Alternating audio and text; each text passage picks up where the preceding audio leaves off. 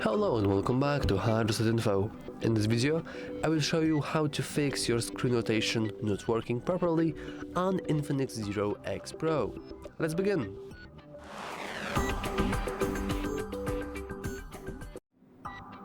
The very first step to troubleshoot this issue is to simply expand your control panel, right here, and then you want to check if whether or not your auto rotate option is enabled.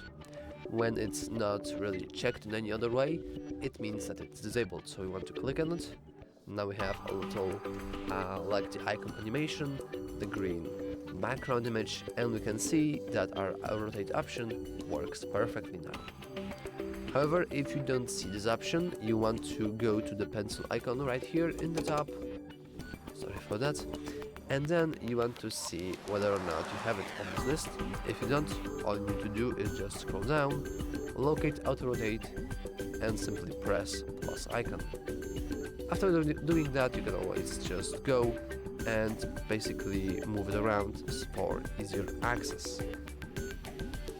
And then you want to leave, and as you can see, we still have the button, but now it's in a different spot. Oh, I'm sorry. As you can see, our button is now right here. It's also important to note that some applications have fixed like rotation.